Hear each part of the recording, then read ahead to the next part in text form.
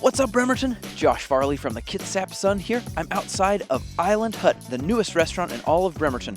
And I've also got an exclusive interview with Mike Herrera, the frontman for MxPx, which celebrates its 25th anniversary this year, along with 5 total stories that you just got to know about happening in Bremerton this week.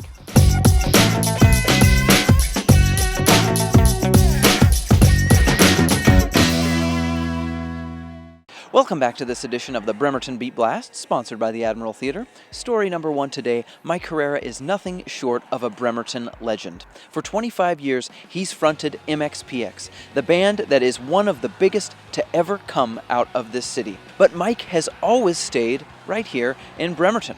He's raising a family here now, although he does continue to tour. He's got stints coming up this weekend in Dallas, and later in March, he'll go back to Japan, where he still has a huge following. I talk with Mike about what kept him in Bremerton, as well as what keeps him going touring after all of these years. My parents brought me here. I was born here in Bremerton, and as I started getting into my music career, once I graduated high school, I was gone all the time, but my home base was Bremerton, and it always felt good to come home, and so I just never left. I bought a house.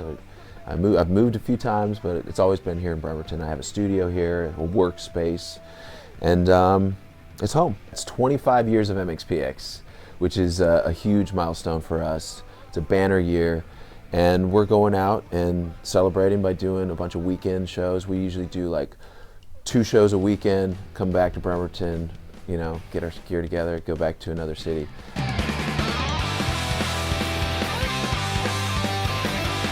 Yeah, I never thought of myself as a journalist, really, more of a performer, but I got into podcasting. I was listening to a lot of podcasts. I thought, there's never enough time to sit down and just get to know people, my friends, people that I never would necessarily talk to. So I do a podcast called the Mike Herrera Hour. It's on every Friday night. It's a constant challenge for me because I didn't go to college to learn how to do this stuff. I get to do hobbies for my living. Like my hobby is playing music and writing music, but that's also what I do for a living.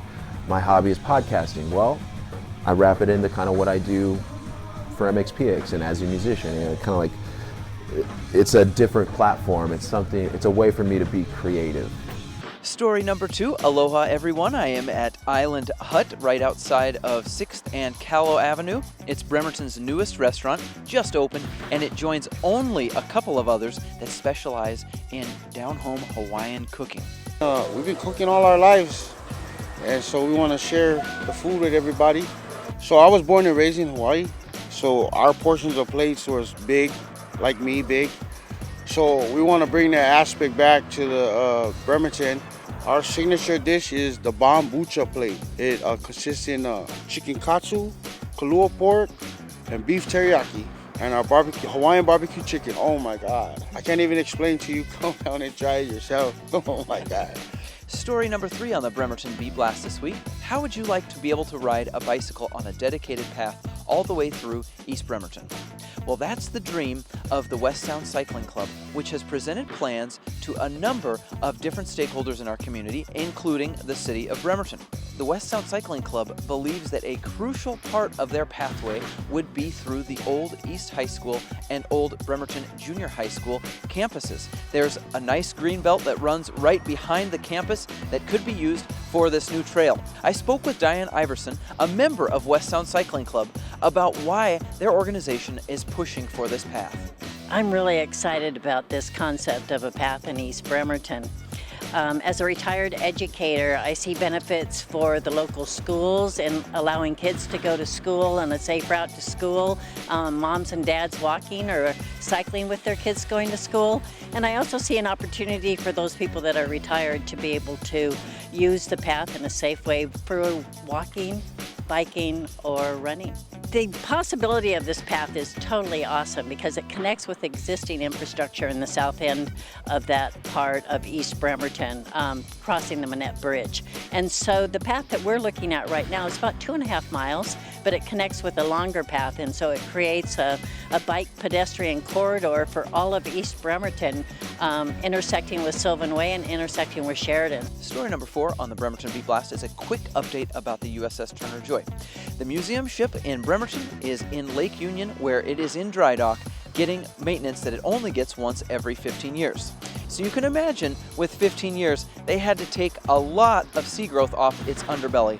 25 tons to be exact. And you know, Bremerton, that did not smell good.